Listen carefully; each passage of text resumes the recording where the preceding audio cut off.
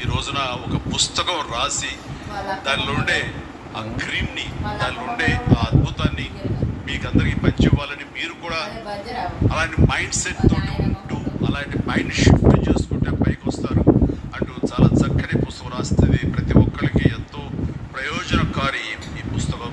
దీని ఆంతర్యాన్ని మీరు గ్రహించి దీన్ని అందరూ పాటించాలని కోరుకుంటూ, అండ్ ఈ రోజున మీరు పర్మిషన్ ఇస్తే ఒక విషయం, పెహల్గామ్లో జరిగినటువంటి ఒక దురదృష్టకరమైన సంఘటన, రాక్షసుల ముష్కరుల వాళ్ళ అకృత్యం, బలైపోయారు ఎంతోమంది, 28-29 మంది. ఈ సందర్భంలో మన రాష్ట్రం నుంచి ఒక 2 యువకులు వాళ్ళకి బలైపోయారు. అండ్ ఇది చాలా దురదృష్టకరమైన సంఘటన. అలాంటి బాడీని ఆయన రిసీవ్ చేసుకుని వారి కుటుంబాన్ని పరామర్శిస్తున్నారు. మరో పక్కన ఇక్కడ తెనాలి అనుకుంటా, పవన్ కళ్యాణ్ కావలి వెళ్ళి పవన్ కళ్యాణ్ వాళ్ళు పరామర్శిస్తూ వాళ్ళకి మానసిక ధైర్యాన్ని ఇవ్వడం కోసం అంత వంతు కృషి చేస్తున్నారు.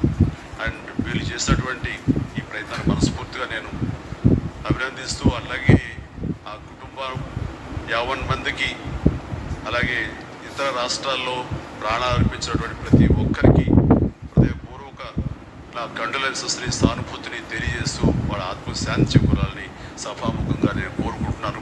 ఇది సందర్భం కాదో తెలియదు కానీ మనసు కలిచివేస్తుంది. ఇలా మీతో షేర్ చేసుకుంటే కొంచెం ఊరట లభిస్తుందని వారి సమక్షంలో నేను తెలియజేసుకుంటాను. నేను రావడానికి ముందు మీరేమైనా సంతాపాన్ని తెలిపారమ్మా? సంతాపాన్ని తెలియజేశారు ఇంతకుముందు? సో వారి సమక్షంలో ఒక 2 నిమిషాలు నిలబడి మనందరం మౌనం పాటించి వారికి